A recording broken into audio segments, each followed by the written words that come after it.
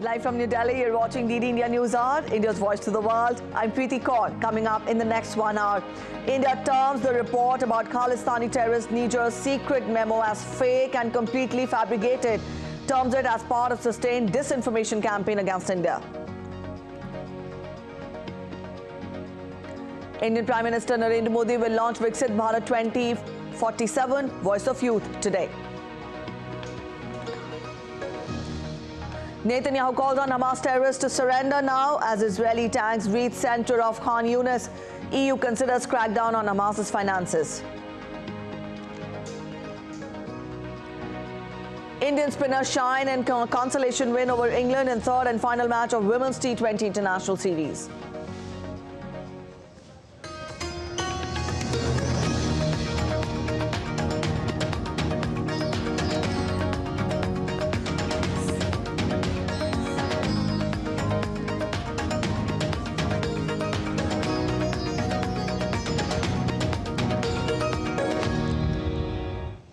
A platform for the youth of India to contribute ideas for the vision of Viksit Bharat or Developed India at 2047 initiative will be launched by India's Prime Minister Narendra Modi on Monday. The next story gives you a sneak peek into what is expected at this event. India's Prime Minister Narendra Modi will be launching the Viksit Bharat at 2047 Voice of Youth on 11th December 2023 via video conferencing. The Prime Minister will also address the Vice Chancellors of the universities, heads of the institutes and faculty members in workshops held at Raj Bhavans across the country, which will symbolize the start of the initiative. The Prime Minister will also virtually address the youth and students through video conferencing. What the Prime Minister is envisioning is that we should have a vision for Viksit Bharat, which should be coming out sometime end of January or so. But who are going to be the biggest drivers of Viksit Bharat? It's the youth of India, it's the students of India.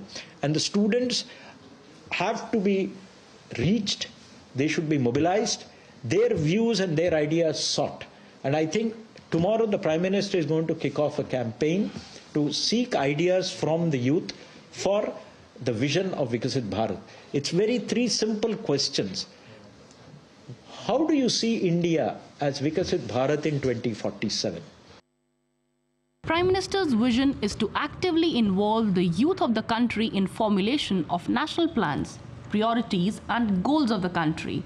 Viksit Bharat at 2047 is the vision to make India a developed nation by 2047, the 100th year of its independence. The vision encompasses various aspects of development, including economic growth, social progress, environmental sustainability, and good governance, among others. Bureau Report, DD India. On the first day of the second week of winter session, important legislative businesses have been listed for discussion in both the houses of Indian Parliament on Monday. Two crucial bills which got the nod of Lok Sabha, that is the lower house of the Parliament, on December 6th, will be introduced in the upper house today.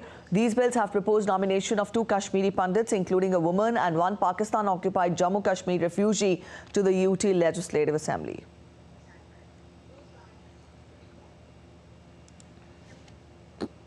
In response to media queries on reports of MEA's secret memo in April 2023, the Indian Ministry of External Affairs has strongly asserted that such reports are fake and completely fabricated and that there is no such memo issued. It said this is part of a sustained disinformation campaign against India. The outlet in question is known for propagating fake narrative peddled by Pakistani intelligence. The posts of the authors confirm this linkage. Those who amplify such fake news only do so at the cost of their own credibility.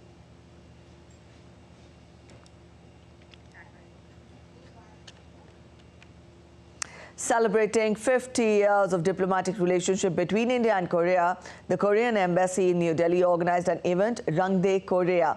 Several youngsters attended the program to experience the Korean culture, Korean food, Korean fashion and more. The event showcased traditional Korean dance, music as well as Korean arts. Korean ambassador to India, Chang Jae-bok, spoke to DD India, highlighting the cultural connect.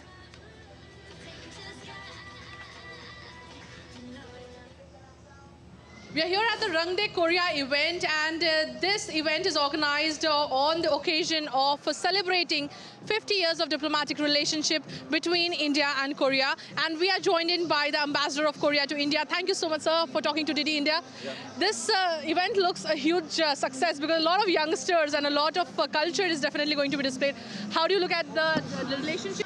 Over the last 50 years, India and Korea have developed our bilateral relations. And now, today, we observe this great success, politically and economically. But most importantly, the people-to-people context and cultural exchanges are the most important element between our two countries. So today, we have the grand finale celebration of the 50 years of the diplomatic relations between our two countries. Both the leaderships from India as well as from Korea have posted on X congratulating about the bilateral relationship. This year, for the 50 years of diplomatic ties and then G20 presidency of India, we focused on the high-level meetings, especially the leaders' meeting. There were two meetings held. Our two governments will continue to work very hard to improve our special strategic partnership to another high. So one last question. You definitely see and witness the craze that youngsters have about Korean culture. What do you have to say about it? We are very happy to see that. That's why we organized this event at this magnitude. So we are very happy to have around 3,000 people at this Ansal Plaza. And they will enjoy some Korean culture, including K-pop girl group. So here we have the Korean ambassador speak to us on the Rangde Korea event celebrating 50 years of diplomatic relationship between India and Korea. With camera person RK, this is Meghna Dey for Didi India from New Delhi. And now we take a look at other stories making it to the headlines from across India. A 5-judge constitution bench of the Supreme Court of India will pronounce its verdict on a batch of petitions challenging the abrogation of Article 370 and the reorganization of the state into the Union territories of Jammu and Kashmir and Ladakh. The Apex Court reserved the judgment on September 5th after a 16-day argument session. The central government said that the abrogation of Article 370 was temporary and it aligned with the legal framework.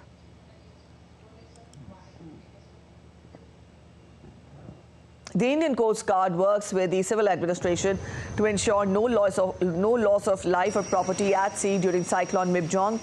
In the aftermath of the cyclone, large amount of oil spill mixed with floodwater has been reported in Arnavur Chennai area. Investigation to identify the source of the spill is underway.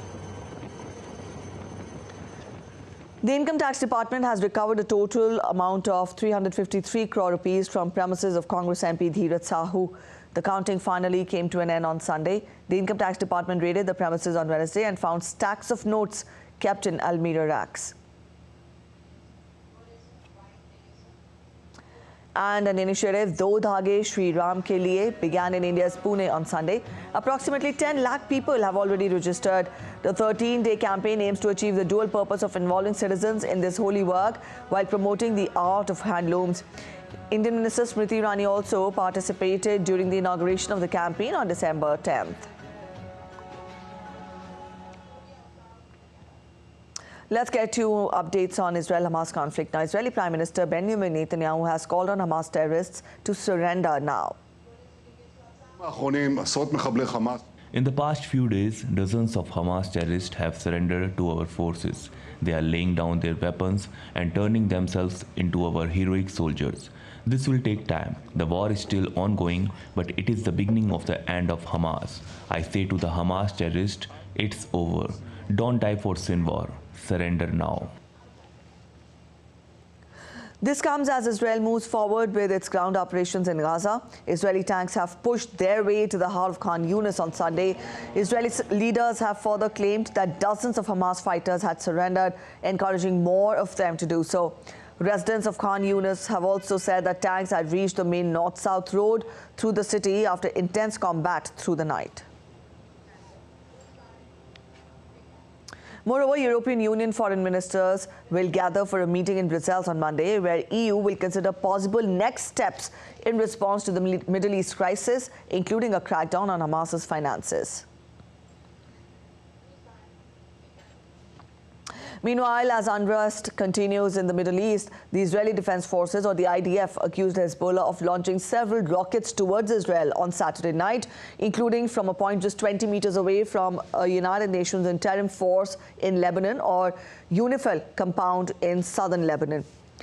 In a post on social media platform X on Sunday evening, the IDF said that several rocket launches have been made from the area towards Israel in recent days. By continuing to fire at Israel from near a UN compound, Hezbollah endangers the lives of UNIFIL personnel and continues to systematically violate UNSC Resolution 1701, the IDF said. The UNIFIL head of mission and force commander, Aroldo Lazaro, has been notified of the incident, the IDF's X post said. The Israeli government has approved the outline for Tekuma Authority plan on Sunday. Tekuma region, that is situated adjacent to the Gaza Strip, was established at the beginning of the Israeli-Palestinian conflict in an effort to rebuild and develop communities in the region. The 5-year framework constitutes an infrastructure and broad budgetary up to $4.8 billion that will lead to the most optimal rehabilitation of the area. With the approval of the framework, the authority will formulate a detailed roof plan that will be published in 100 days for rehabilitating and developing the region. Israeli climate change activists showcased their support towards the hostages in Gaza and their families in Tel Aviv on Sunday. About 100 people held yellow umbrellas and formed the outline of a sun in the middle of the hostages plaza. They also held a banner that read, "Bring our sunshine back."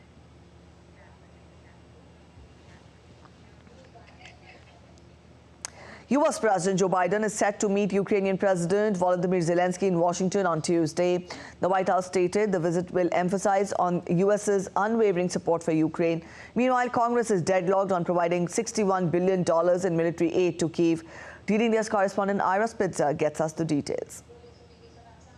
Volodymyr Zelensky will have his work cut out for him when he visits Washington this week. And the problem for Ukraine's president is not getting U.S. President Joe Biden on board to continue funding Ukraine's war effort. President Biden has been sounding the alarm for weeks and months about the urgency to continue to release funds to help Ukraine repel the Russian invasion there. The problem for Volodymyr Zelensky is with Joe Biden's Republican opponents in the U.S. Congress. And what those Republicans have sought to do here is to tie releasing this $60 billion of military aid to Ukraine, to tie the release of those funds to some changes that they would like to see with stricter border policies and controls along the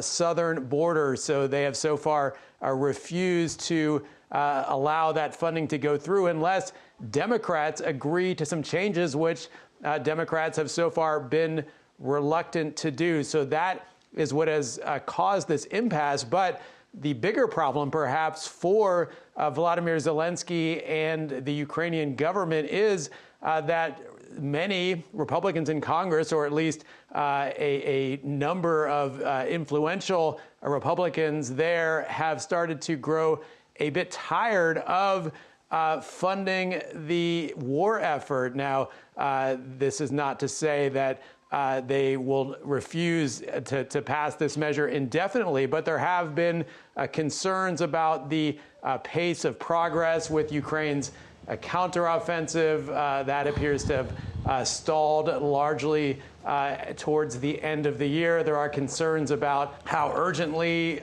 these funds are needed, and some have rejected the appeal by Joe Biden and others in his cabinet that the war effort is on the verge of failing or collapsing if they don't get these funds immediately. Some Republicans have pushed back against that narrative. So there definitely are significant problems in Congress right now with releasing those funds, and that is going to be the backdrop when Volodymyr Zelensky comes to the United States this week. Ira Spitzer reporting in San Francisco for DD India. Ukrainian State Railway said that Ukraine has transported the first batch of lorries to Poland by rail, bypassing the blockage of the land border between the two countries by Polish drivers. The lorries had been brought after an agreement with the Polish side. Ukrainian authorities say about 3,500 lorries are blocked on the Polish side of the Polish-Ukrainian border, and so far they have not been able to reach an agreement with the protesters to stop the action. The main demand of Polish hauliers is to stop Ukrainian truckers from having permit-free access to the European Union. Abnormal freezing temperatures hit the middle Urals by Sunday, bringing temperatures down to minus 50 degrees Celsius. In some parts of the region, forecasters warned of decrease in average daily temperatures below the climate norm by up to 17 degrees. With chances of temperatures sliding even more and skyrocketing taxi prices, residents found this weather just to their liking.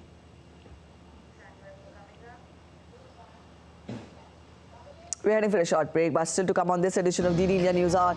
Tensions continue to simmer in South China Sea with Philippines accusing China of aggressive actions against its vessels and personnel. Hundreds of people gather in Oslo to honor imprisoned Iranian Nobel Prize winner Narges Mohammadi. Rail traffic suspended as two trains collide in Italy with at least 17 people injured.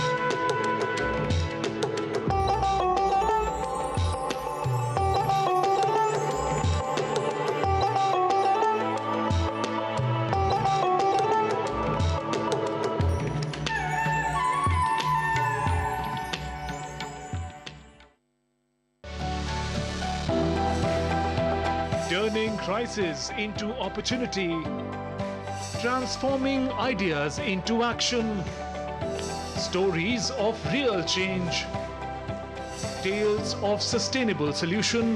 This series is going to tell stories of such change makers. Watch Change Makers on DD India.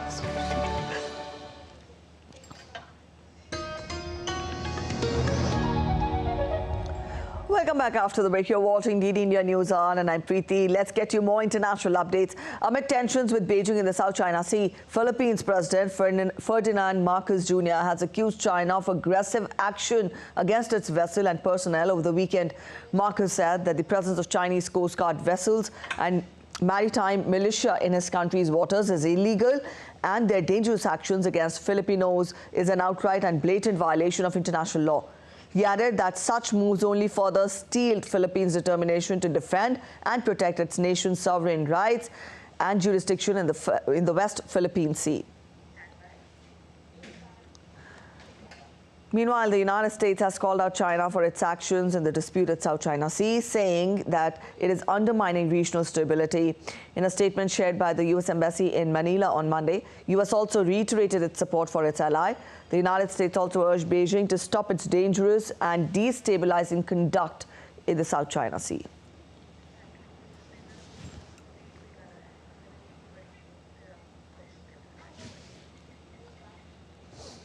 One of the boats that were part of a Christmas convoy to the West Philippine Sea was able to slip past through Chinese vessels that arrived at Lawak Island. Although the main ship of the Christmas convoy had to turn back, organizers said that a small supply boat managed to reach the Lawak Island. To spell out more details on this, DD India's correspondent Patrick Folk joins us live from Singapore. Patrick, good morning. Now, you've been looking at some videos of the incident posted online. Let us understand, what have you gauged so far?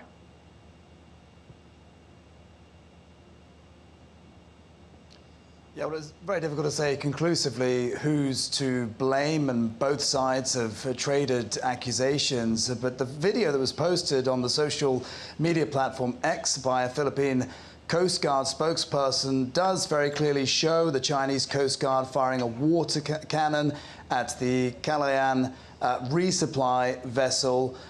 And it does seem as though it is the Chinese ship that is approaching the Philippine vessel rather than the other way round. Again, it is difficult to say who's exactly responsible for the collision, but certainly from the images we've seen, we can see some aggressive Chinese action being taken there. Of course, China says that the Philippine vessel illegally entered waters adjacent to the Brunei Reef. That's what China refers to as the second Thomas Shoal, and also accused the Philippine side of making a sudden and unprofessional turn which caused the collision. It also said that it would continue to carry out law enforcement activities. The Philippines, however, says that the action was unprovoked and that it seriously raises questions about Beijing's sincerity in calling for peaceful dialogue to resolve their territorial disputes in the South China Sea. But it is the latest of several incidents that have happened in recent months. We know that there has been an increase in Chinese activity in the South China Sea, particularly after President Xi Jinping called on forces to step up maritime enforcement in the waters.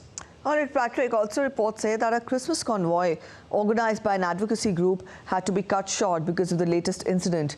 Spell out more details on this as well.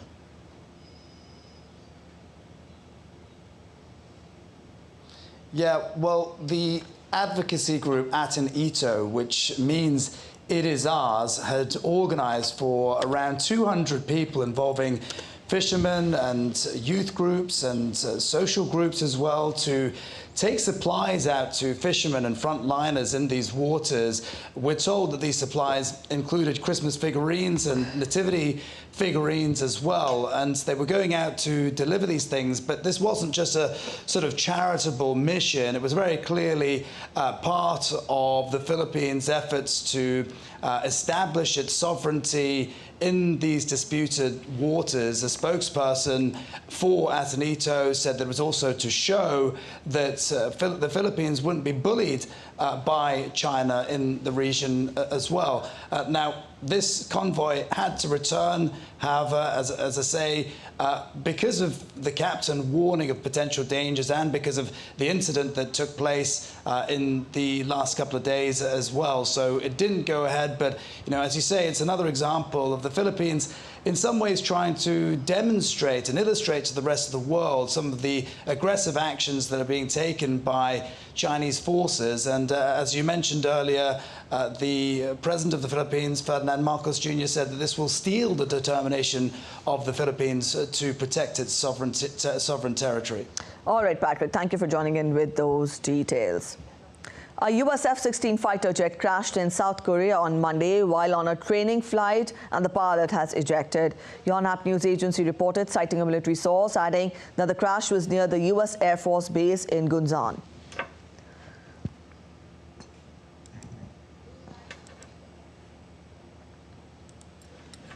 In Italy, at least 17 people were reportedly injured in the aftermath of a collision between two trains on Sunday night, according to the local media.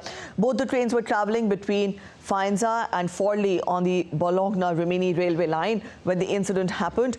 Rail traffic was suspended as rescue teams concluded their operations.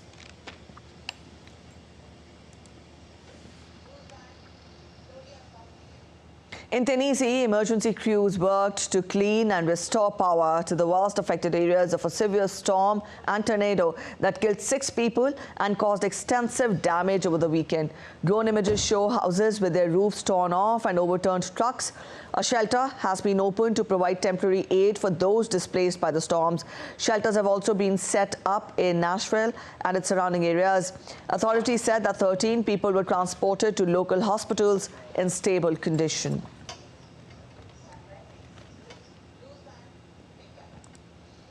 A quick look at other stories making it to the headlines from across the world. Nobel Prize laureate thanked the Swedish royal family and the Nobel Assembly for their accolades during a banquet held on Sunday in the Blue Hall in Stockholm City Hall. Swedish royalty were among the 1,000 guests in attendance at the traditional Nobel banquet following an award ceremony at the concert hall. The family of imprisoned Iranian Nobel Peace Prize winner Narges Mohammadi greeted hundreds of people who had marched in a parade in Oslo in her honor on Sunday, as a picture of Mohammadi was projected onto the facade of the building where the Nobel Day banquet was held. Her 17-year-old twins had collected the award on her behalf. French President Emmanuel Macron marked the 75th anniversary of the Declaration of Human Rights in Paris on Sunday. In his address, Macron said that it was important to carry on the fight to recognize the rights of women, children, and members of the LGBT community. The guests at the Sunday event included the representatives of countries who were members of the UN General Assembly in 1948. And a fire at a refinery in Iran's Birzand caused 2 explosions on Sunday. Iran's state media mentioned the fire to be still out of control. No casualties were reported, while the damage is yet to be assessed, with all 18 reservoirs under fire.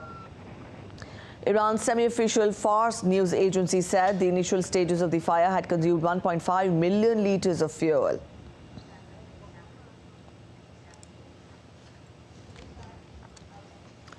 Leaders of the Economic Community of West African States, that is ECOWAS, will convene in Abuja in Nigeria to address the recent coups in Sierra Leone, Guinea, Bissau and Niger.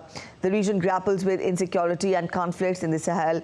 4 members, including Mali and Burkina Faso, are suspended over military coups and will not participate in the summit. DD India's correspondent in Abuja, Ajak Manduk, reports more on this. ECOWAS leaders last met in an extraordinary summit in August after a July 26 coup in Niger that overthrew the government of Mohamed Bazoum.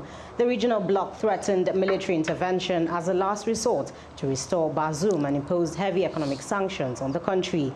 It activated a standby force as a last resort while exploring dialogue to restore President Mohamed Bazoum.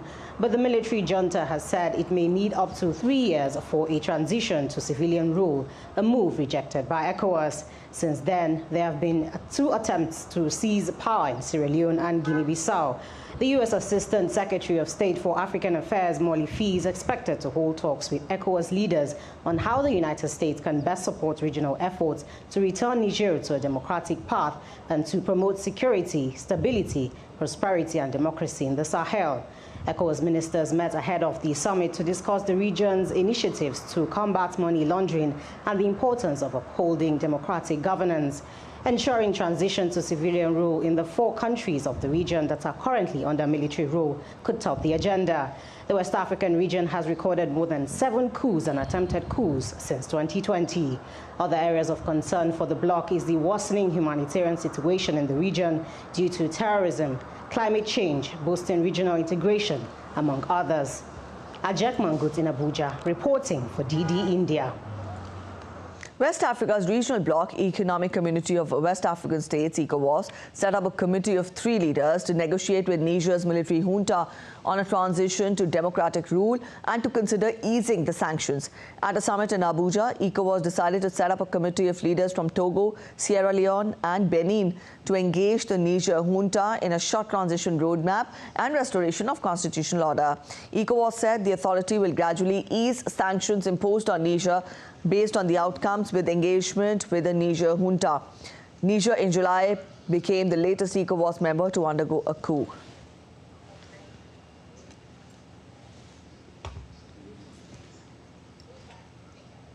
We are heading for a short break, but on DD India News Hour after the break, we tell you record low voter turnout of 27.5% witnessed in Hong Kong's Patriots Only district election held amid tight security.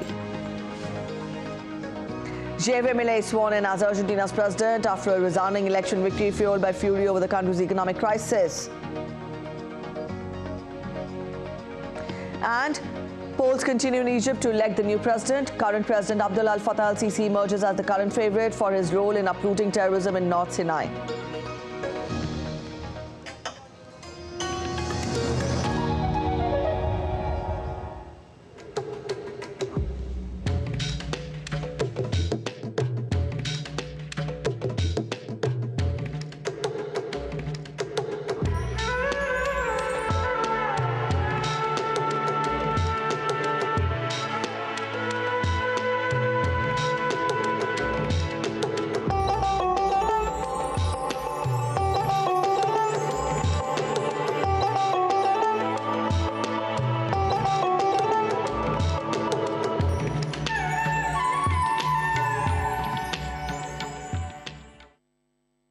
In a world that never stops, where information shapes our reality, one app stands out, helps you stay ahead of time.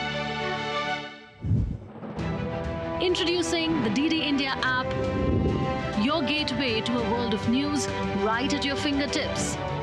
Your most trusted source of news goes global, goes digital. Explore a world of options, top stories, live updates, in-depth analysis, and more. Stay informed wherever you are. Real-time alerts keep you ahead of the curve always. The DD India app, connecting you to the world one story at a time. Download now and explore the world of knowledge, insights, and authentic information. Welcome back after the break. You're watching DD India News Hour and I'm Preeti. A quick recap of the top stories once again. India terms the report about Khalistani terrorist Niger's secret memo as fake and completely fabricated, terms it as part of sustained disinformation campaign against India. Indian Prime Minister Narendra Modi will launch Viksit Bharat at 2047, Voice of Youth today. Netanyahu calls on Hamas terrorists to surrender now as Israeli tanks reach center of Khan Yunis. EU considers crackdown on Hamas's finances.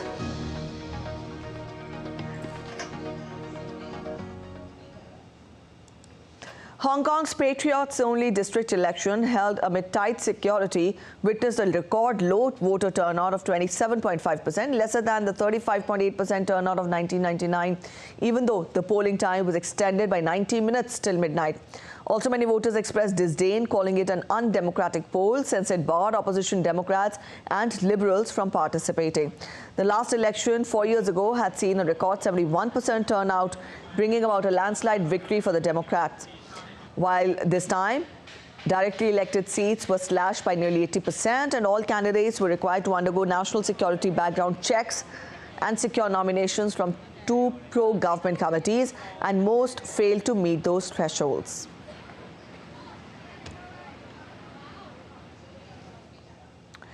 Andrew Wood is joining us to spell out more details. Andrew, good morning. The turnout fell to 27.5% from 71% last time in 2019. Why did the government's huge push to get people to the ballot box fail?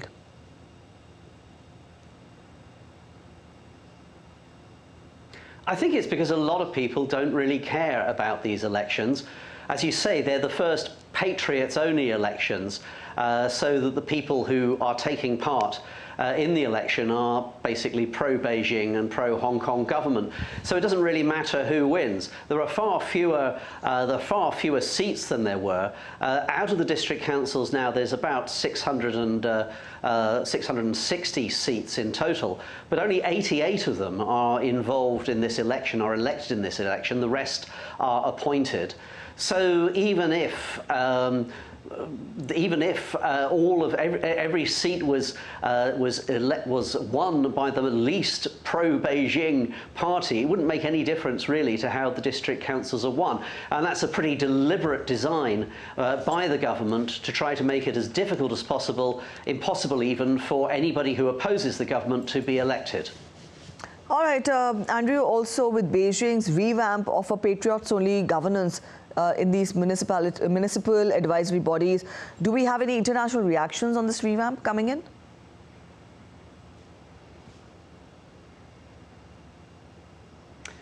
Well, some NGOs and some Hong Kong dissidents who have fled abroad have said, basically that they don't think that this election was a proper democratic election.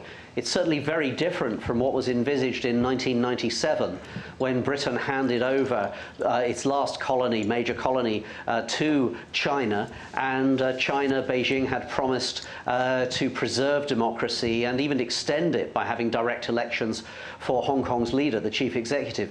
That hasn't happened, and these elections, as I say, well, one person who didn't want to be named said to me, the problem with this election is if anybody, and this person was an anti-government person, the problem with this election is that if anybody, any of the candidates are allowed to stand, they're not worth voting for because they were allowed to stand, therefore because they must be in favour of the government.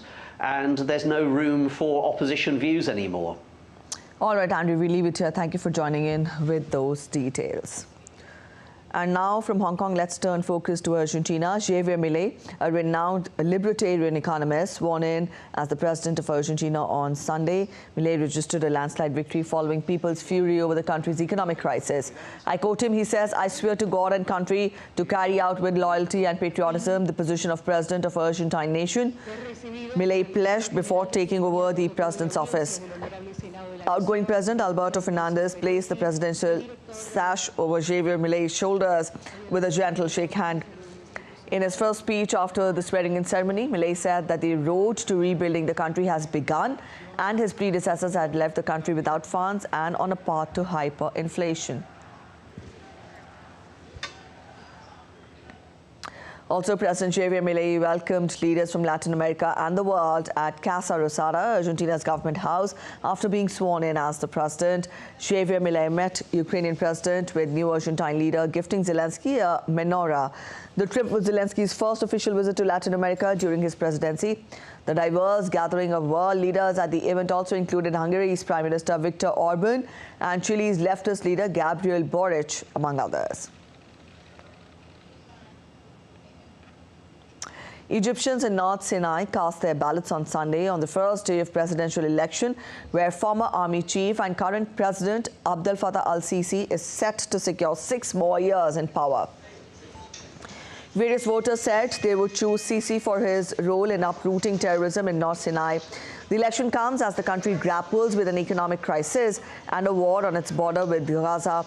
Voting, which runs from 9 a.m. until 9 p.m. IST, is spread over 3 days, with the results due to be announced on December 18th. Critics see the election as a sham after a decade-long crackdown on dissent. The government's media body has called it a step towards political pluralism.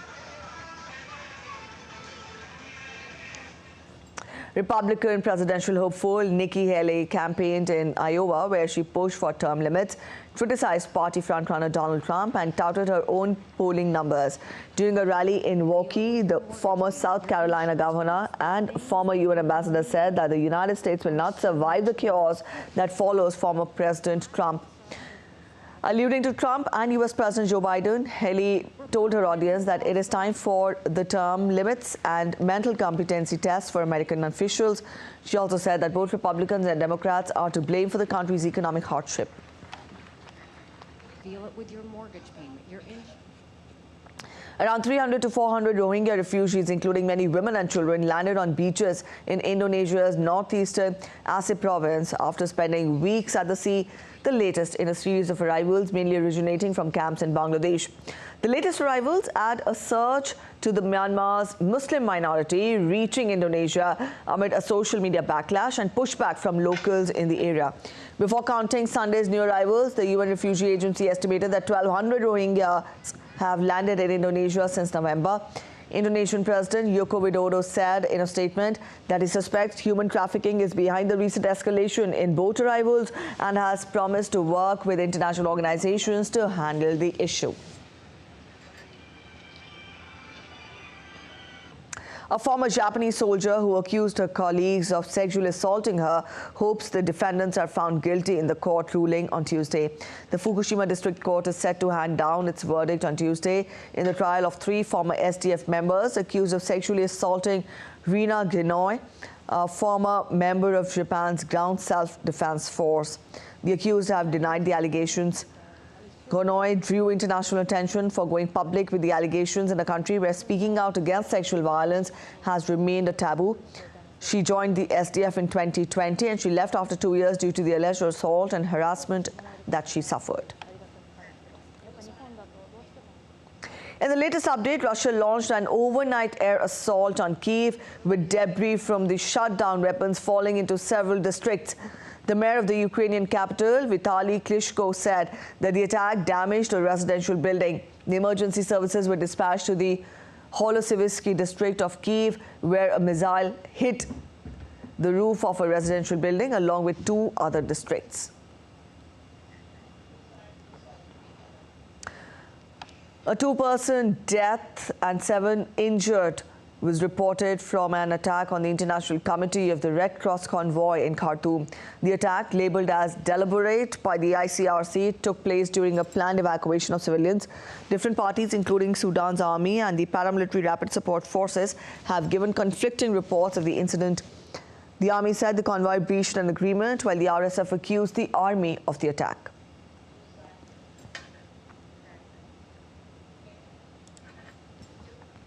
The United Nations COP28 Climate Summit prioritizes the phase-out of fossil fuels, with negotiations unveiling potential options. Now, these range from agreeing on a phase-out in line with scientific recommendations to curtailing unabated fossil fuel use or even omitting any reference at all.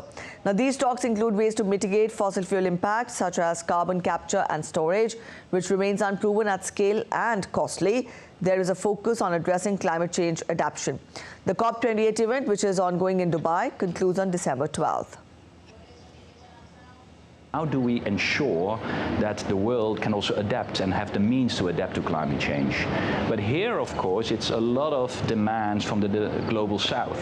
How will they be helped on adaptation? So by raising that point, there's also kind of now the invitation to Europe, and I think that's now how Europe should react, to saying, okay, we understand that adaptation is a demand now, so we are doing more on adaptation, but in return, we want to see more in the global stocktake on ambition, mainly on the end of fossil fuels. And that's now the play that needs to be played. The COP28 Climate Summit has focused on key buzzwords such as North Star and science to guide global leaders in limiting temperature rise. Now, as leaders, including COP28 President Sultan Al-Jaber and US climate envoy John Kerry, frequently using these terms in the speeches, the jargon has become widely adopted. The emphasis on science underscores the importance of climate-friendly policies and responding to scientific evidence.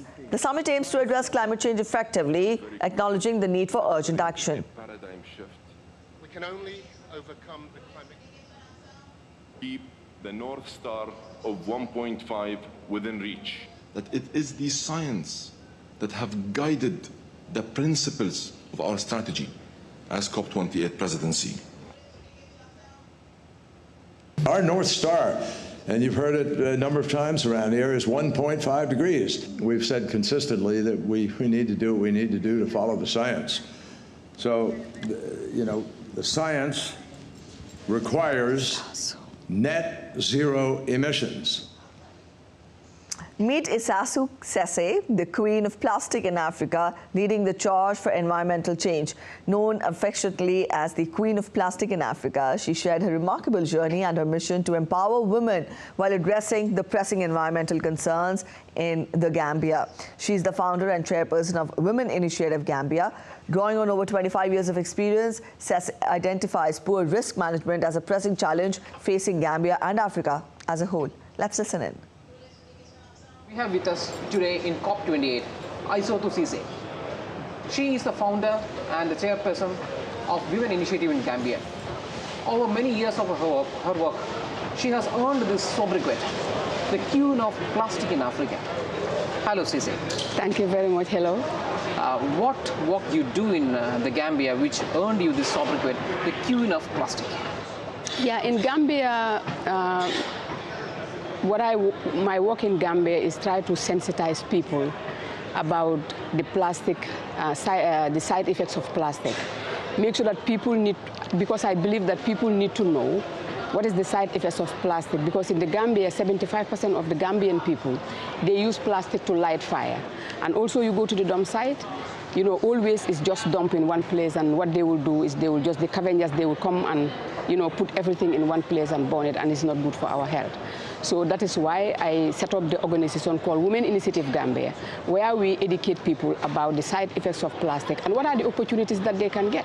When you looked at climate change, it has no border. So working with the communities and youths about plastic recycling, it takes us to when we recycle plastic and we look at the environment, it's kind of, you know, so vacant, there is no trees, it takes us to tree planting. So we work with schools and communities on how to transplant trees around them and protect them and take care of them.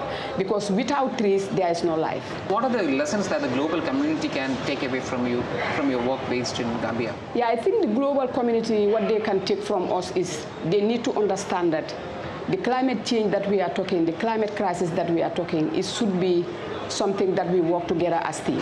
One person cannot change the situation. We have to come together, but you can only be part of the situation, or you can only be participated to the problem if you know about it. Up next, a short break on DD India News Hour, but after the break, we tell you Invest India is set to host the 27th World Investment Conference in New Delhi starting today. And India Sports Minister Anurag Singh Thakur to inaugurate the first ever Khelo India Para Games in New Delhi.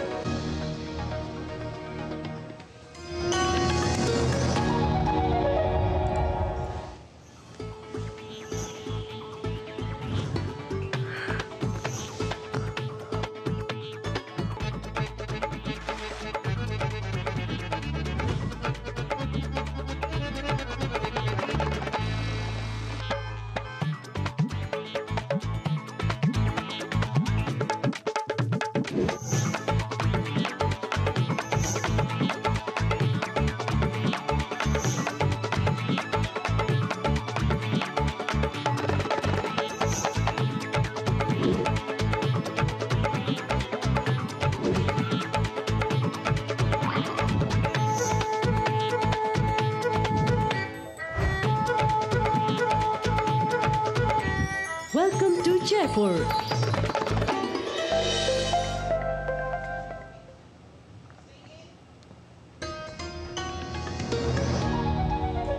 Welcome back after the break. You're watching DD India News Hour. Time now to get you updates from the world of business. Invest India is set to host the 27th World Investment Conference from December 11th to 14th at Yashobhoomi, New Delhi, under the aegis of the Department of Promotion of Industry and Internal Trade. Invest India, along with the current president of the World Association of Investment Promotion Agencies. Now, this year's conference is themed Empowering Investors, IPAs Pioneer Future Growth. Union Minister Piyush Goyal will deliver the keynote address on the role of trade and investment in the Decade of Action on 13 December and later chair a closed-room roundtable of private equity. The conference, an annual flagship event of WIPA, serves as a platform for global investment promotion and innovation stakeholders.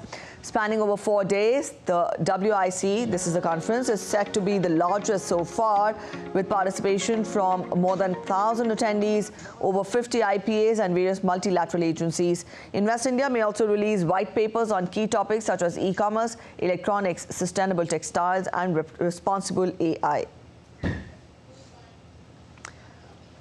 As per the expectations, the stocks in the Asian markets gained in early trading as investors are getting up for an eventful week. Market players are looking forward to the release of key U.S. inflation data and the Federal Reserve's final call on rates expected later this week, among other crucial central bank meetings. The U.S. markets had set the tone on Friday after a surprise fall in the U.S. unemployment rate, which triggered positive sentiment amid optimism of soft landing for the economy and avoiding recessionary trends. Japanese benchmark indices jumped at least 1% and key Korean shares were up as well. Futures contracts for U.S. shares were little changed after Wall Street rose on Friday to notch a 6th straight weekly gain.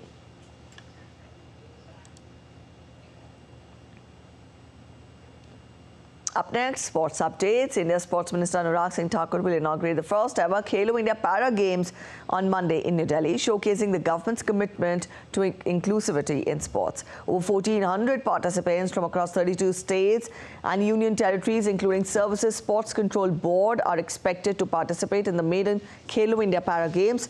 Para-athletes will vie for honors in 7 disciplines, including athletics, shooting, archery, football, badminton, table tennis and weightlifting.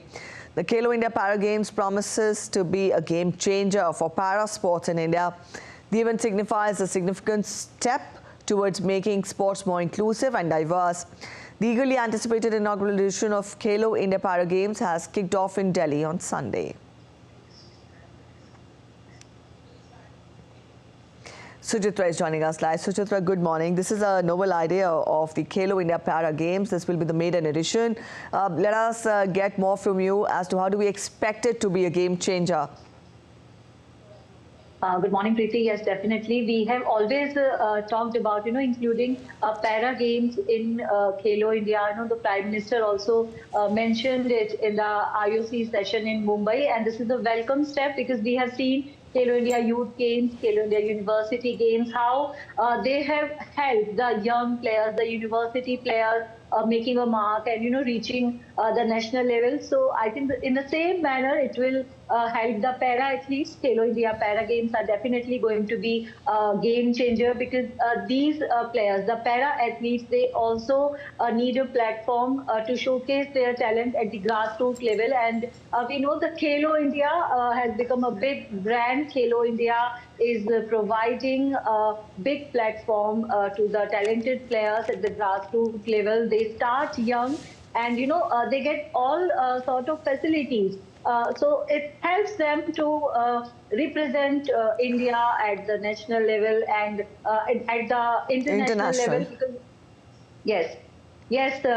So it will definitely help these players to showcase their talent and then achieve more in the sport that they are taking part in. And this is the first edition, so the magnitude is not that big, only 7 disciplines and 1,200, 1,400 athletes there. But yes, in the coming editions, we can expect more disciplines to be there, more athletes participating, because you always start with a small step. But definitely, this is the first edition, and in the coming editions, we will see Khelo India Para Games becoming big and providing a big platform to these para athletes. But yes, a welcome step, and it shows the government's promise towards inclusivity in sports.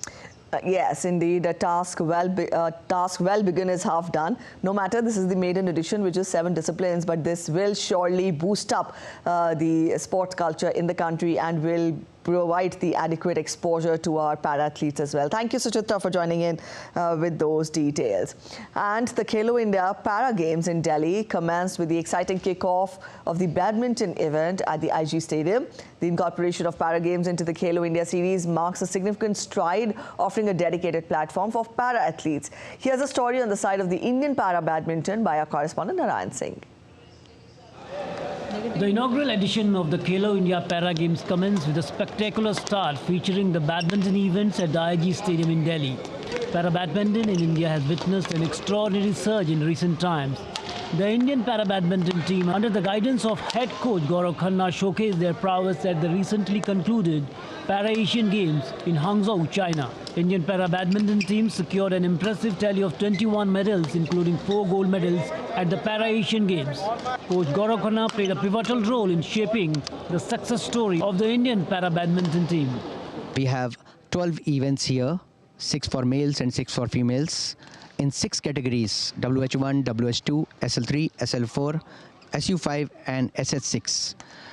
The athletes have come all the way from all parts of the countries, and here in the first segment, with the policy which government and our Honorable Prime Minister Sir has initiated, that policy of inclusion of para sports among the Khelo India segment is now on ground. The success story is not only solely attributed to individual efforts, but is also a result of the support extended by government schemes. Various initiatives and programs tailored to promote para sports have proved to be instrumental in nurturing the talent within the para sports community. Khelo India Para Games is a really good thing that is happening here in India, because for able body, of course, it is happening every time, and Para Games is something new which is happening for the first time.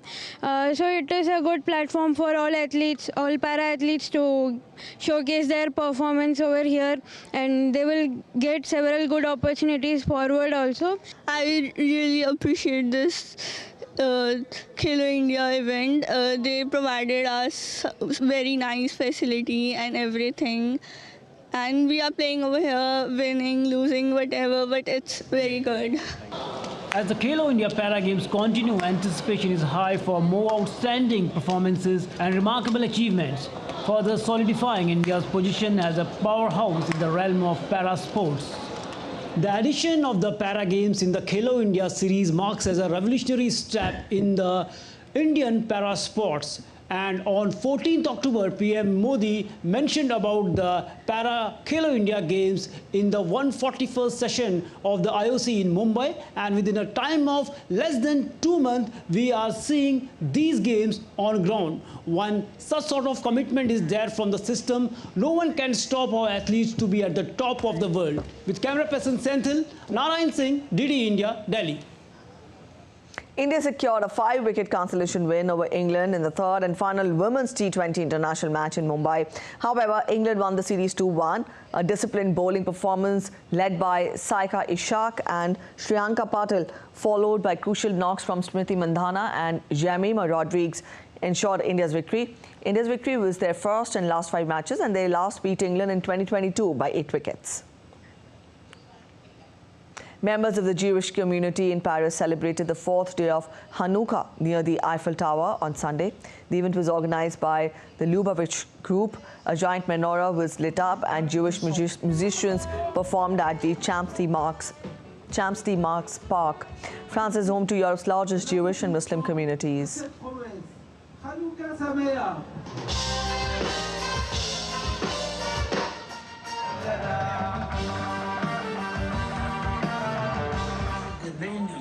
Una linea intera di suave on the nails.